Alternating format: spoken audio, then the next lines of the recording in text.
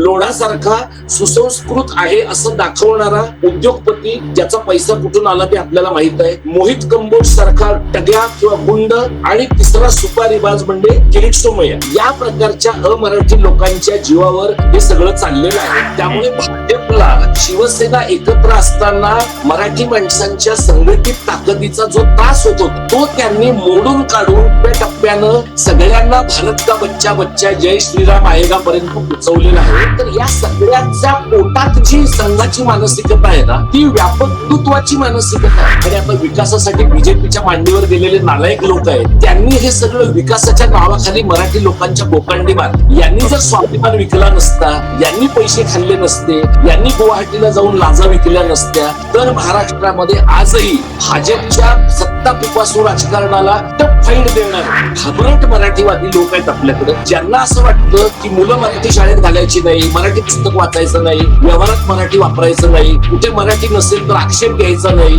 परप्रांतीयांचं अजिबात गैरसोय होऊ नये इतकं मराठी आपण बोलायचं. एवढंच करून झाल्यावर सुद्धा आपलं राज्य मराठी राहील असं ज्या मूर्ख लोकांना वाटतं, त्या मूर्ख लोकांमुळे आपण इथपर्यंत पोहोचलो. मराठी माणसाला पैठणीच्या खेळामध्ये इंटरेस्ट आहे, मराठी माणसाला गणपतीच्या रांगा तिकडे लालबागच्या राजाच्या लावून दचांडीला धरून फेकलं जाण्यामध्ये इंटरेस्ट आहे, मराठी माणसाला दहीहंडीच्या नाचामध्ये इंटरेस्ट आहे, मराठी माणसाला शिर्डीच्या साईबाबांचे टी शर्ट बिल्डरने दिले तर ते घालून जाण्यात इंटरेस्ट आहे. असा प्रासंगिक स्वाभिमान विकला जाणारा जो समाज आहे तो काहीही करू शकत नाही. नुसतं रायगडावर जायचं, नुसतं सिंहगडावर जायचं, बलिदान मास करायचा, त्या संभाजी भिडेच्या नादाला लागून मराठा आणि बहुजन समाजाचं वाटोळं करायचं, असं करणं जोपर्यंत आपण सोडत नाही, मराठी समाजाला गुजराती, मारवाडी आणि उत्तर भारतीय यांचं संयुक्त आक्रमण आहे. हे भांडवल अधिक सांस्कृतिक आक्रमण याचं फेटल अत्यंत जीवघेणं मिश्रण आहे. त्याला आपण सामना त्याचा करू शकणार नाही.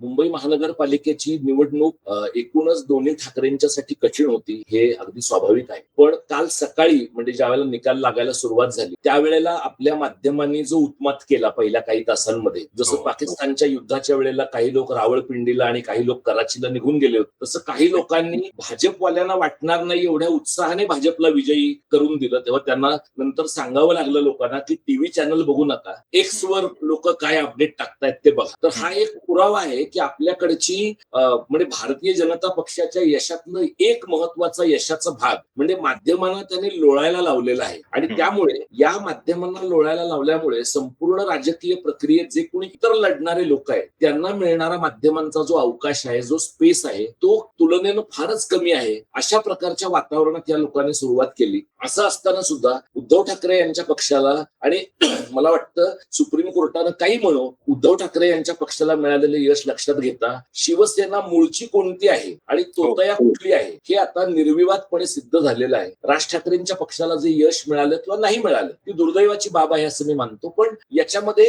त्यांच्या कार्यकर्त्यांचा दोष कमी आहे. राज ठाकरे यांनी कदाचित थोडी अधिक हालचाल करायला हवी होती असं मला वाटतं. आणि तशा प्रकारची हालचाल जर राज ठाकरे यांनी केली असती तर मला असं वाटतं की कदाचित आणखी काही जागा त्यांच्या पक्षाला निश्चितपणाने मिळू शकल्या असत्या आणि त्यातनं युतीचाही फायदा होऊ शकला असता. म्हणजे आज मुंबईमध्ये भाजपचं जे यश दिसतं आहे त्याच्यातले वाटेकरी न्यायमूर्ती चंद्रचूड यांच्यापासून भगतसिंग कोश्यारी यांच्यापासून बरेचसे आहेत जे छुपे आहेत, ज्यांनी या सगळ्याला हातभार लावलेला आहे असं म्हणायला पण हरकत नाहीये. असं आहे प्रशांत की या मुंबई महानगरपालिका जिंकण्याच्यासाठी राजेंद्र साठेने काल असं म्हटलं की मुंबई महानगरपालिका जिंकणं का गरजेचं आहे भाजपला, हे 2019 पासून त्यांच्या डोक्यात होतं, किंबहुना 2014 पासून डोक्यात होतं. त्यांचं ते कारस्थान यशस्वी करण्यासाठी दिल्लीतल्या दोघा जणांनी पुढाकार घेतला आपापल्या पातळीवर आणि मग हा पक्ष फोडला गेला. भगतसिंग कोश्यारी हे एक विनोदी प्याद होतं या सगळ्या प्रक्रियेमधलं. आणि चंद्रचूड आणि भूषण गवई म्हणजे चंद्रचूडांना आपण शिवाय देतो पण गवईंनी पण 4 महिने नुसती इमारतीची उद्घाटन करण्यामध्ये वाया घालवले.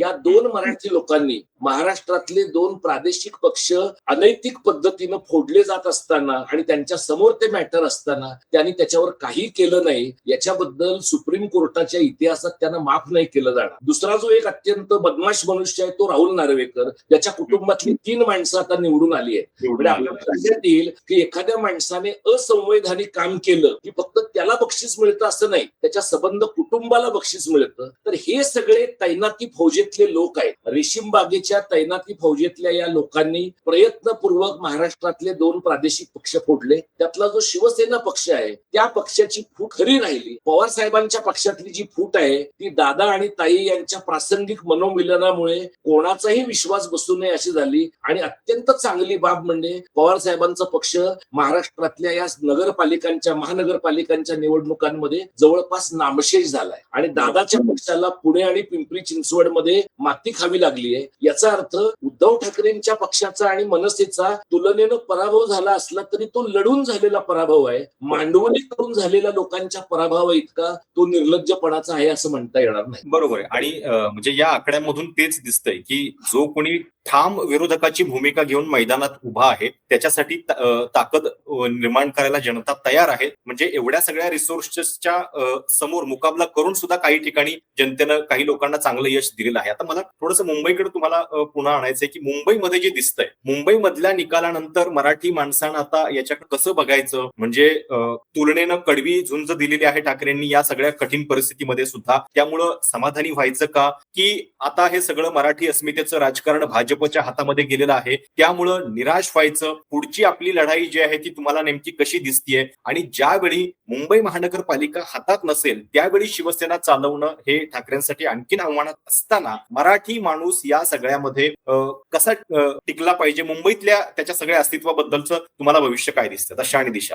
तुम्ही जे प्रशांत तुमच्या या चर्चेचं पण शीर्षक दिलंय ते मराठी कारणाची दशा आणि दिशा असं दिलेलं आहे. महत्वाची गोष्ट अशी आहे की गेल्या वर्षभरामध्ये म्हणजे गेले अनेक वर्ष आम्ही लोक मराठी कारण आणि महाराष्ट्र धर्म हे शब्द महाराष्ट्राच्या राजकीय विचारधारेमध्ये रुजावेत यासाठी खूप आग्रहाने प्रयत्न केले. आणि आता उद्धव ठाकरेंपासून ते देवेंद्र फडणवीसांपर्यंत सगळ्यांच्या बोलण्यामध्ये मराठी कारण आणि महाराष्ट्र धर्म हे शब्द आले. त्याचे अर्थ अन्वय अर्थ वेगळे आहेत. पण आता तुम्ही जे म्हणलात की मराठी अस्मिता भाजपच्या हातात गेली आहे, तर मुळात भाजपचा आणि मराठी अस्मितेचा काही संबंधच नाही. भाजप हा एका मोनोलिथिक हिंदू अस्मितेचा पक्ष आहे ज्यांनी ती ब्राह्मणी स्वरूपाची अस्मिता बहुजनांच्या खांद्यावर देऊन बहुजनांच्या खांद्यावर बंदूक ठेवून त्यांनी महाराष्ट्राचं राजकारण केलं, देशाचं राजकारण केलं. जिथे मराठ्यांच्या हातात द्यायचं तिथे मराठ्यांच्या हातात दिलं, जिथे भुजबळांसारख्या ओबीसीच्या हातात द्यायचं तिथे ओबीसीच्या हातात दिलं, जिथे गोपीचंद पडळकर सारख्या एखाद्या भामट्या धनगराच्या हातात द्यायचं तिथे भामट्या धनगराच्या हातात दिलं. पण शक्यतो ब्राह्मणी विचारधारा पेनिट्रेट व्हायला पाहिजे असेल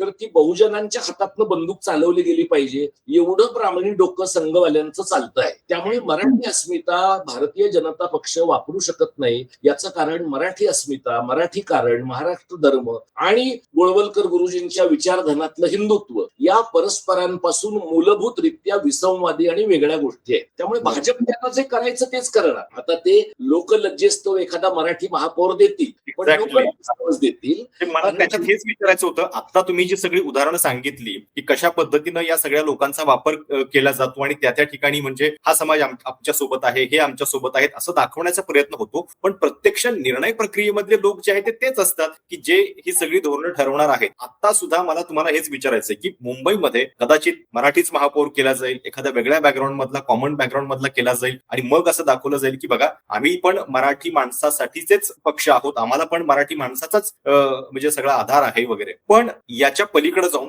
मुंबईबद्दलचे निर्णय पुन्हा घेणारे लोक कोण असतील, ते काय करणार आहेत, हे याच्यामध्ये महत्वाचं असणार आहे. मुंबईबद्दलचे निर्णय जे आहेत ते आपल्याला माहिती आहे की महापौर ही आपल्याकडची सर्वाधिक युजलेस पोस्ट आहे. या पोस्टवरच्या माणसाला कोणी विचारत नाही. मध्ये एकदाच फक्त मेयर इन काउन्सिल महापौर परिषदेचा प्रयोग मुंबईमध्ये झाला 2-2.5 वर्ष आणि मग तो बसनात गुंडाळला गेला. म्हणजे आपल्याकडचा महापौर हा काही जोहरान ममदानी सारखा पॉवरफुल महापौर नव्हे. आपल्याकडे गोष्ट गगराणींसारखा मुजोर IAS अधिकारी हाच आपल्याकडचा खरा बॉस आहे. आणि गगराणी आता पुढच्या महिन्यात निवृत्त होतील. त्याच्यानंतर जे येणार आहेत ते कदाचित आपल्याला गगराणी बरे वाटावेत अशा प्रकारचा नवा माणूस मिळण्याची शक्यता आहे. त्यामुळे भाजपचे लोक आता मराठी महापौर करतील आणि हे शहर चालवणारे लोक मात्र कोण असतील? मोहित कंबोज आणि आणि लोढा. म्हणजे काल निवडणुकीचा प्रचार संपल्यानंतर एकदम मोहित कंबोज सगळीकडे अवतरला आहे. जणू काही तो या सगळ्या प्रक्रियेचा रिमोट कंट्रोल आहे. अशा प्रकारचे जे माफिया आहेत, फायनान्शियल माफिया आणि एका अर्थाने अमराठी माफिया, या अमराठी माफियांचे 3 चेहरे आहेत. लोढासारखा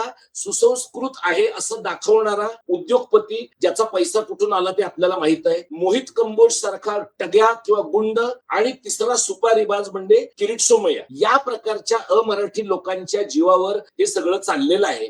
त्यामुळे अंतिमतः प्रश्न असा आहे की या सगळ्या लोकांच्या जीवावर ज्या वेळेला हे राजकारण चालत असेल त्यावेळेला हे राजकारण काय दर्जाचं असेल आणि त्या राजकारणामध्ये मराठी माणूस हे प्यादं असणार आहे. आता स्थायी समिती कोणाकडे असेल, अंतिमतः कंत्राट कोणाला दिली जातील आणि कंत्राट देण्याचे निर्णय मुंबईत होतील का दिल्लीत होतील का अहमदाबादमध्ये होतील. आणि राज ठाकरेंनी आज सोशल मीडियावर एक पोस्ट टाकली आहे. सोशल मीडियाच्या पोस्टमध्ये त्यांनी म्हटलंय की झालेल्या पराभवामुळे ते दुःखी आहेत, नाराज आहेत. पण MMRच्या प्रांतामध्ये मराठी माणसांच्या समोरचा हा धोका आहे. जवळपास गेली वर्षभर आम्ही लोक MMRचं वेगळं राज्य होऊ शकतं, केंद्रशासित प्रदेश होऊ शकतो आणि वाढवण, तिसरी मुंबई, चौथी मुंबई हे जे फडणवीसांचे लाडके इन्फ्रा प्रोजेक्ट आहेत, ते जिंदाल असेल, अदानी असेल, अंबानी असेल, यांचे पेट प्रोजेक्ट्स आहेत. फडणवीस हे त्यांच्या पॉलिटिकल इकॉनॉमीचं हत्यार आहे आणि हत्यार म्हणजे विलिंग हत्यार आहे. असं नाहीये की फडणवीसांना हे नको आहे आणि त्यांच्यावर बळजबरीने हे सगळं केलं जातंय. ही जी सगळी मेट्रो वुमन पासूनची IAS लॉबी आहे, रश्मी शुक्ला पासूनची IPS लॉबी आहे, या लॉबीच वरचं जे स्ट्रक्चर आहे किंवा खालचं बेसिक स्ट्रक्चर जे आहे ते या सगळ्या फायनान्शियल माफियाचं आहे आणि या फायनान्शियल माफियाचा चेहरा हा देवेंद्र फडणवीस आहे. आता एक बातमी आपल्यातल्या काही लोकांनी मिस केली असेल, 19 तारखेला मुख्यमंत्री आणि उद्योग मंत्री दावोसला चालले आहेत. तर प्रत्येक वेळेला ते दावोसला जातील, काय करतात ते तिथे बर्फात फिरण्याच्या पलीकडे हे अद्याप आपल्याला कळलेलं नाही. पण दरवेळेला 2 लाख कोटी 4 लाख कोटीची कंत्राट ते घेतात किंवा MOU करतात असं दिसतं. हे जर MOU होत असतील तर हे MOU महाराष्ट्राच्या हिताचे आहेत का, एक मुद्दा. आणि दुसरं म्हणजे या सगळ्यामध्ये कोणाची कमिशन निघतात, कोणाच्या दलाल्या निघतात, या सगळ्याचा विचार झाला पाहिजे. आणि सुदैवाने आता ठाकरेंना म्हणजे किमान राज ठाकरेंना MMR प्रांत गिळंकृत होण्याची परिस्थिती निर्माण झाली हे कळतंय. अजूनही उद्धव ठाकरेंच्या बोलण्यामधनं माझ्या हिंदू बांधवांनो हे त्यांचं प्रेम जात नाहीये. पण गायपट्ट्यातला हिंदू आणि गायपट्ट्यातला मुसलमान हा आपला सारखा शत्रू आहे. त्यामुळे MMRचं राज्य होऊ शकतं, विदर्भाचं राज्य होऊ शकतं. हा धोका पुढच्या 5 वर्षात आहे आणि त्याच्यासाठी जनगणना हे एक महत्वाचं हत्यार. जनगणना आणि डिलिमिटेशन ही 2 महत्वाची हत्यारं मोदींचं सरकार पुढच्या 4 वर्षात वापरणार आहे. नाही, तुम्ही आता जो मुद्दा उपस्थित करताय MMRचा, तर त्याच्या संदर्भात आपल्या प्रेक्षकांना हे सांगितलं पाहिजे की आपण जेव्हा मुंबईतल्या गोष्टींबद्दल बोलतोय की इथं भाजपनं सत्ता मिळवलेली आहे, सोबतच MMR मध्ये काय झालेलं आहे, MMR मधल्या ज्या 8 महानगरपालिका आहेत, मुंबई सोबत नवी मुंबई, ठाणे, कल्याण डोंबिवली, मीरा भाईंदर, वसई विरार, पनवेल, 8 पैकी 6 ठिकाणी भाजप आहे. एका ठिकाणी फक्त अपवाद माझ्या मते तो बहुजन विकास आघाडी हितेंद्र ठाकूर यांचा आहे आणि ठाण्यामध्ये शिंदे हे जर सोडले तर पूर्णपणे या महानगरपालिका भाजपच्या हातात गेलेल्या. आता सर याच्यामध्ये इंटरेस्टिंग बघा की ज्या ठिकाणी शिंदे त्यांना हवे होते तिथं त्यांनी सोबत घेतले, मुंबईमध्ये सोबत घेतले, त्याच्यानंतर ठाण्यात सोबत घेतले, कल्याण डोंबिवलीमध्ये सोबत घेतले, पण नवी मुंबईमध्ये एकमेकांच्या विरोधात, मीरा भाईंदर एकमेकांच्या विरोधात, उल्हासनगर विरोधात. आणि यातली काही महानगरपालिकांची स्थिती अशी आहे की भाजप आजवर म्हणजे तिथे फारशी ताकद नसताना आता ते सत्ता स्थानापर्यंत पोहोचलेले आहेत. म्हणजे जर आपण एक लार्जर पिक्चर बघितलं तर जो एक मूळ उद्देश होता शिवसेना फोडून आपलं स्थान निर्माण करण्याचा, कारण ज्यावेळी शिवसेना एकत्रित होती तोपर्यंत भाजपला इथं शिरकावाला संधी नव्हती. नवी मुंबईत नव्हती, कल्याण डोंबिवलीमध्ये नव्हती, ठाण्यात नव्हती, बाकीच्या ठिकाणी नव्हती. आता ते होतंय. तर हे जे दिसतंय अरिथमॅटिक, याचे धोके काय? तुम्ही जर सांगितलं प्रशांत की 8 पैकी 6 ठिकाणी भाजप सत्तेवर आलेला आहे, तर आता त्याच्यामध्ये नवी मुंबई, गणेश नाईक हा जवळपास विजनवासात गेलेला माणूस, त्यांनी त्याचं पुनर्वसन केलं. आणि तुम्ही गेल्या काही दिवसातल्या जर गणेश नाईकांच्या मुलाखती पाहिल्या तर आपल्याला गणेश नाईक हे 2011चे अण्णा हजारे आहेत असं वाटायला लागलं. इतकं ते माझ्यावर एक पण केस नाही, माझ्याकडे एक पण प्लॉट नाही, मी कोणाची जागा घेतली नाही. वेळेस आपल्याला हे माहितीये की नवी मुंबईतला एक डोंगर ह्या माणसाने आणि त्याच्या कुटुंबानं सोडलेला नाही. पण असा म्हणजे वाल्याचा वाल्मिकी कसा होतो तर तसा त्याचं उत्तम कुंभारे. मध्ये गणेश नाईक तर हे तिथे त्यांनी केलं. आता मीरा भाईंदर मध्ये प्रताप सरनाईक नावाचा माणूस यांनी तिथे आपला पॉइंट्स म्हणून ठेवला. प्रताप सरनाईकने उत्तर भारतीयांचं जितकं लांगुल चालन करणं शक्य आहे तेवढं केलं. पण उत्तर भारतीयांनी आणि गुजरात्यांनी मतं कोणाला दिली आहे तर बीजेपीला दिली आहे. त्यामुळे लाचारांना प्रासंगिक स्वाभिमानाचं स्वातंत्र्य नाही हे प्रताप सरनाईकच्या वरनं आपल्याला तिथे कळतं. वसई विरारमध्ये वंचित बहुजन आघाडीला सत्ता आली पण वंचित बहुजन आघाडी हे ज्याला गावाकडे आपल्या प्रशांत म्हणतात गुंडगुळं भांडं आहे. या गुंडगुळं भांड्याला काही अर्थ नाही. उद्या भाजपवाल्यांनी त्यांच्या जुन्या वडराई चांदी प्रकरणापासूनच्या काही केसेस काढायचा प्रयत्न केला तर हितेंद्र ठाकूर शिट्टी वाजवत त्यांच्या बरोबर येत. त्यामुळे हितेंद्र ठाकूर त्यांचेच आहे, ठाणं त्यांचंच आहे. उल्हासनगरमध्ये पप्पू कलानीला काय जात धर्म नाही, त्या बाबतीत तो धर्मनिरपेक्ष आहे एकदम आणि तो पवार साहेबांच्या काळापासून आहे. त्यामुळे भाजपला शिवसेना एकत्र असताना मराठी माणसांच्या संघटित ताकदीचा जो त्रास होत होता तो त्यांनी मोडून काढून टप्प्यानं सगळ्यांना भारत का बच्चा बच्चा जय श्रीराम आएगा पर्यंत पोहोचवलेला आहे. आणि हे जे लोक आहेत ना हे मी का बऱ्याचदा आपल्या या व्हिडिओज मध्ये पण प्रशांत लोक असं म्हणतात की ते दीपक पवार भाषेचं काम करतात, आता राजकीय का बोलतात किंवा प्रशांत हे सगळं ब्राह्मणी मानसिकतेकडे का नेतात. तर या सगळ्याच्या पोटात जी संघाची मानसिकता आहे ना ती व्यापक हिंदुत्वाची मानसिकता आहे. यांना कोणत्याही प्रादेशिक भाषिक अस्मितेचा आतून त्रास होतो कारण त्यांना ती विघटनवादी वाटते आणि त्यांना जो एक असा एक साची देश पाहिजे तो एक साची देश आणायचा तर सर्व पातळीवर एकाच पक्षाची एकाच विचारधारेची सत्ता असणं आणि शक्य झाल्यास निवडणुका घेणं म्हणजे हळूहळू आपला जो प्रवास आहे प्रशांत आता लोकांना ते अतिशयोक्त वाटतं. आणखी 5-10 वर्षांनी आता आपला इलेक्टेड ऑटोक्रसीचा प्रवास आहे, आणखी 10 वर्षांनी तो विदाऊट इलेक्शन ऑटोक्रसीचा प्रवास होण्याची शक्यता आहे. या दिशेनं आपण चाललोय आणि आपलं राज्य ही त्याची प्रयोगशाळा आहे आणि आपले जे महाराष्ट्रातले आधीच्या प्रादेशिक पक्षांमधले आणि आता विकासासाठी बीजेपीच्या मांडीवर गेलेले नालायक लोक आहेत त्यांनी हे सगळं विकासाच्या नावाखाली मराठी लोकांच्या बोकांडी मारली. यांनी जर स्वाभिमान विकला नसता, यांनी पैसे खाल्ले नसते, यांनी गुवाहाटीला जाऊन लाजा विकल्या नसत्या तर महाराष्ट्रामध्ये आजही भाजपच्या सत्ता पिपासू राजकारणाला टफ फाईट देणार एखादं राजकारण उभं राहू शकलं असतं. त्या सगळ्या शक्यता या लोकांनी संपून टाकलेल्या आहेत. म्हणजे आता तुम्ही बोलताना जे सांगितलं की MMR मध्ये आतापर्यंत त्यांना जी त्रासदायक गोष्ट ठरत होती ती आता त्यांनी मोडीत काढलेली आहे. मराठी माणसाची शक्ती त्या निमित्तानं विभाजली गेलेली आहे. आणि दुसरं तुमचं एक मागाचं वाक्य मला अजून म्हणजे मी त्या वाक्याबद्दल सातत्याने विचार करते. आता सहजपणे तुम्ही बोलून गेलात. मुंबईमध्ये मराठी महापौर बनेल पण शेवटी चालवणार आहेत लोढा आणि मोहित कंबोज मुंबई. तर हे याच्यातलं मला वाटतं की मर्म आहे की काय नेमकं होणार आहे पुढे. सर आता म्हणजे मगाशी पण तुम्ही एक बातमी पाठवलेली होती गुजराती संघटनांनी कशा पद्धतीने आवाहन केलेलं त्यांच्या लोकांना बाहेर पडा आणि मतदान करा. तर हे जे आहे संघटित होणं याच्यामध्ये मग मराठी माणूस कमी पडला का हे धोके ओळखण्यामध्ये? नाही, मराठी माणूस ना मेसेज फॉरवर्ड करण्यात कमी पडला नाही, रस्त्यावर उतरण्यात कमी पडला. आणि रस्त्यावर म्हणजे मतदानाला उतरला पण त्याच्या आगे मागे जे रस्त्यावर उतरायला पाहिजे ना म्हणजे आपण म्हणजे शिवसेना पक्षानं आणि इतरही मराठी लोकांनी गेल्या 30-40 वर्षामध्ये मराठी माणसांची आंदोलनं करण्याची सवयच मोडीत काढली. म्हणजे आधी गिरण्यांमधल्या पगारासाठी लोक रस्त्यावर येत होते. आधी एखादा स्टॉल उधळून लावला, एखाद्या ठिकाणी बारीक काही प्रॉब्लेम झाला तर लोक रस्त्यावर येत होते. गेल्या 30 वर्षामध्ये आपण कडक टाय बूटवाले मराठी लोक निर्माण केले आणि त्या लोकांना असं वाटायला लागलं की कृती म्हणजे काय तर मेसेज फॉरवर्ड करणं. आता सुद्धा मी हा निकाल कालचा आल्यानंतर एका ग्रुपमध्ये मला त्यांनी समाविष्ट केलंय. ते असं म्हणतात की आता आपल्याला काहीतरी करायला पाहिजे पण काहीतरी करायला पाहिजे त्याच्यासाठी त्यांनी पोल घेतल्यावर त्या ग्रुप मधल्या 400 लोकांपैकी 20च लोक काहीतरी करू असं म्हणतात. प्रॉब्लेम असा आहे मराठी लोकांचा की काम जर करायचं असेल ना तर कामासाठी कामच करावं लागतं. तुम्हाला शाळा बंद पडतायत तर त्या चालू कराव्या लागतात. तुम्हाला वाचनालयांचं वाटोळ झालं तर चालू करावं लागतं. एखाद्या सेक्युरिटी एजन्सीमध्ये मराठी माणसांना घेतलं जात नसेल तर त्या सेक्युरिटी इन्चार्जच्या 2 कानफटात देऊन तिथे मराठी लोक येतील असं पाहावं लागतं. या सगळ्या बाबतीमध्ये आपण आता म्हणजे गांधींच्या सारखे पण अहिंसावादी नाही आहोत. म्हणजे गांधींच्या दांडी सत्याग्रहातले जे अहिंसावादी आहेत ना ते अंगावर काठ्या आदळल्या तरी मागे न वळणारे अहिंसावादी होत. हे कसे आहेत पोलीस 100 मीटरवर असतानाच बुडाला पाय लावून पळणारे अहिंसावादी आपण निर्माण केलेत. अशा मराठी घाबरट मराठीवादी लोक आहेत आपल्याकडं ज्यांना असं वाटतं की मुलं मराठी शाळेत घालायची नाही, मराठी पुस्तक वाचायचं नाही, व्यवहारात मराठी वापरायचं नाही, कुठे मराठी नसेल तर आक्षेप घ्यायचा नाही, परप्रांतीयांचं अजिबात गैरसोय होऊ नये इतकं मराठी आपण बोलायचं. एवढं सगळंच करून झाल्यावर सुद्धा आपलं राज्य मराठी राहील असं ज्या मूर्ख लोकांना वाटतं, त्या मूर्ख लोकांमुळे आपण इथपर्यंत पोहोचलो. आपण भाषा निरपेक्ष राहू शकत नाही, आपण धर्मनिरपेक्ष आहोत, पण या राज्यात आपल्याच भाषेचं चाललं पाहिजे आणि ते ठोकून सांगायला पाहिजे.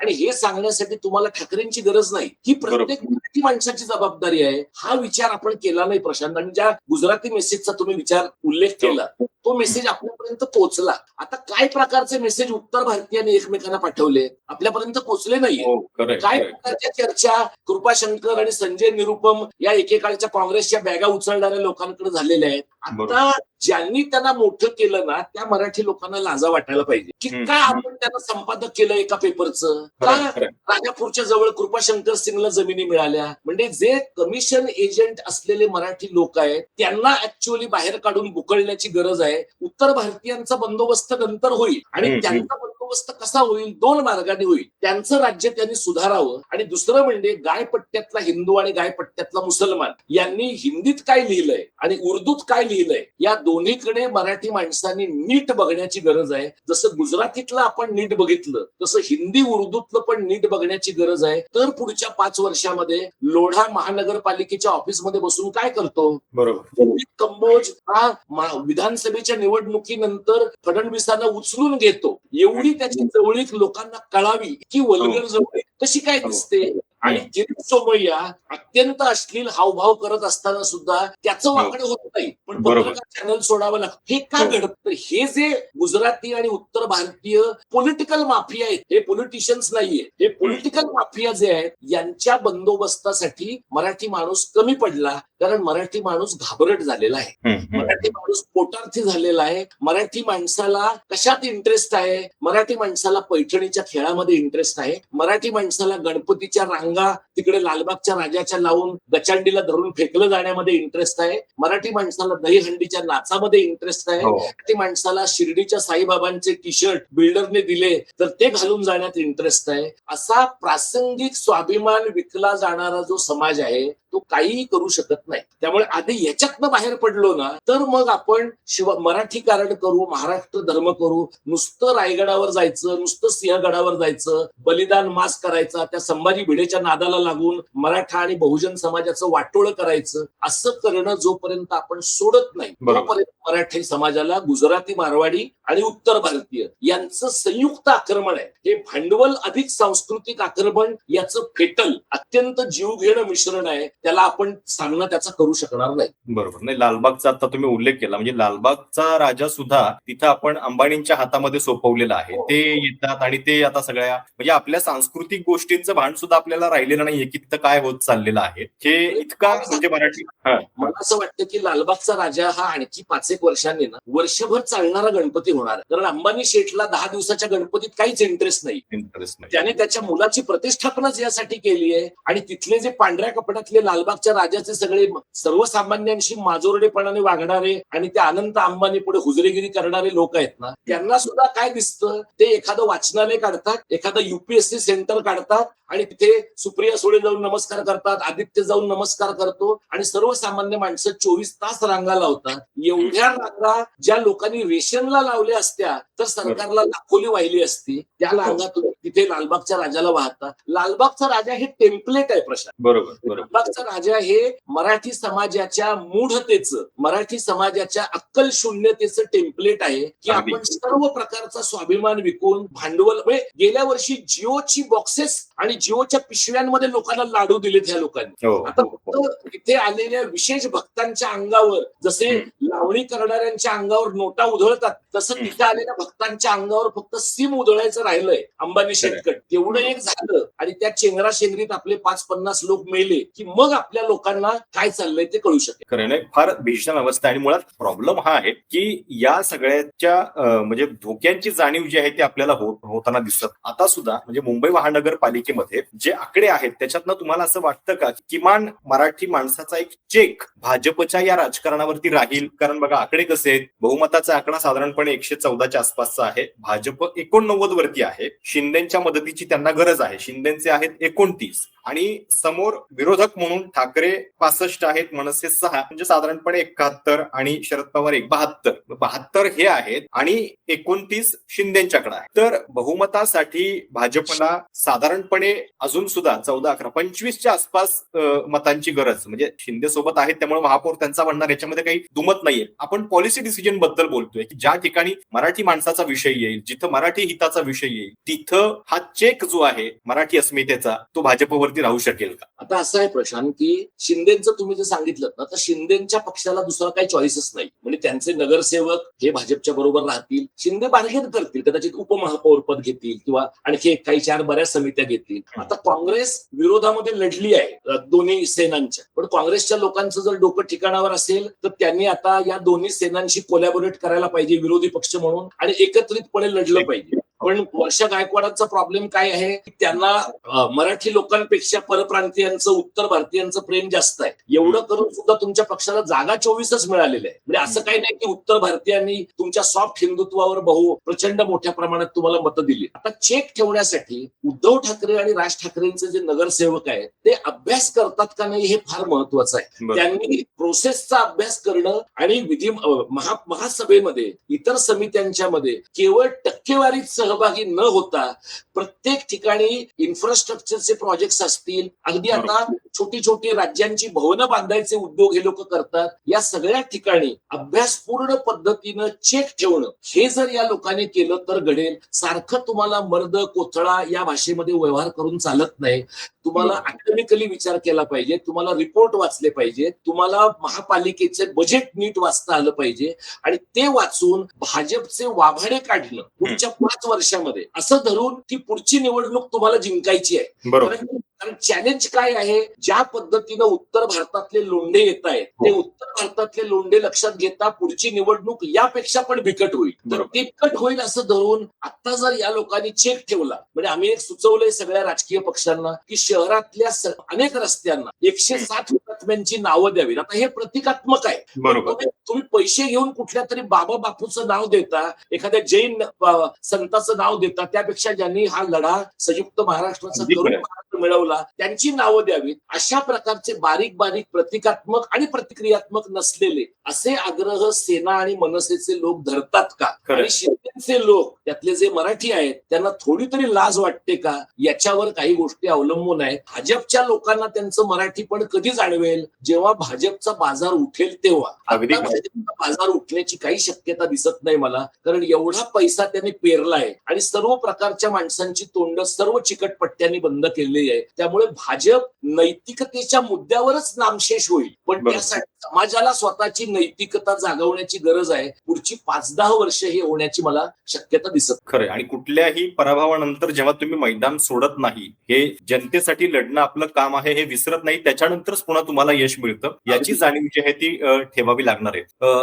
संयुक्त महाराष्ट्रातल्या हुतात्म्यांचा तुम्ही अगदी रास्त उल्लेख केला आणि आपण चेन्नईमध्ये जर बघितलं तर चेन्नई मधलं तिथल्या MMRDAचं, म्हणजे त्याचं नाव काही वेगळं असेल, पण त्यांच्या ऑफिसचं जे बिल्डिंग एवढी मोठी पंचतारांकित बांधली आहे त्याला नाव त्यांनी त्यांच्या भाषेसाठी लढणाऱ्या हुतात्म्यांचं दिलेलं आहे. आपल्याकडे या सगळ्याचा विसर जो आहे तो कुठेतरी पडलेला आहे. म्हणजे या गोष्टींची आठवण फक्त निवडणुकीच्या काळामध्ये होणं, 4 वर्षांनंतर तुम्ही फक्त निवडणुकीच्या काळामध्ये या संदर्भातल्या आरोळ्या ठोकणं हे सुद्धा चुकीचं आहे. त्या अर्थानं आपण आशा करूयात की या सगळ्या मुद्द्याबद्दल मराठीचा दबाव तंत्राचं राजकारण जे आहे ते किमान होत राहील. एकच मुद्दा मला प्रशांत फक्त सांगायचा आहे, तो असा आहे की सध्याच्या मराठीवादी पक्षांचं जे काही राजकारण असेल ते असेल, पण गेल्या 50-60 वर्षामध्ये महाराष्ट्रातल्या समाजवादाची फेररचना झाली आहे, धर्मनिरपेक्षतेच्या भूमिकेची फेररचना झाली आहे, मार्क्सवादी आकलनाची फेररचना झाली आहे. त्यामुळे या सगळ्या पार्श्वभूमीवर महाराष्ट्र धर्मावर आधारित सांस्कृतिक राजकारण उभं राहू शकते. उभं राहण्याच्या प्रक्रियेत ठाकरेंचा रोल आहे का? तर आहे. पवारांच्या पक्षाचाही रोल असू शकला असता, पण ती फक्त संस्थानिकांची टोळी आहे, त्यामुळे ते काही करू शकणार नाही. काँग्रेसमधले बरे मराठीवादी, डाव्यांमधले मराठीवादी आणि दोन्ही ठाकरे आणि दलित चळवळीतले मराठीवादी, सुजात आंबेडकर सारखे अपरिपक्व लोक मी यातनं बाजूला काढतोय, कारण त्याला काल सुजातने असं म्हटलं की मराठी हा जुमला आहे. आता त्याचे वडील मराठीत शिकले नाही, तो मराठीमध्ये शिकला नाही, पण मोठ्या प्रमाणामध्ये दलित मराठीमध्ये शिकलेले आहे. बाबासाहेब शिका असं म्हणाले, इंग्रजीतनं शिका असं म्हणालेले नाहीये. पण आता काय झालं की आता सुजात हा त्यांचा फॅन बॉय असल्यामुळे त्याच्याबद्दल बोललो तर लगेच लोक लोकांच्या भावना दुखावतात, पण दलित बहुजनांना, मराठी मुसलमान, मराठी ख्रिश्चन, मराठी बौद्ध, मराठी जैन यांना सोबत घेणारं नवं महाराष्ट्र धर्माचं राजकारण शक्य आहे. ठाकरे आणि डाव्यांच्या सह शक्य आहे, पण ते बरोबर. जर सोबत येऊ शकले नाहीत तर त्यांच्याशिवायही उभं राहू शकेल का, असा एक विचार केला पाहिजे. तो पुढच्या 5 वर्षाचा रोडमॅप आहे असं मला वाटतं.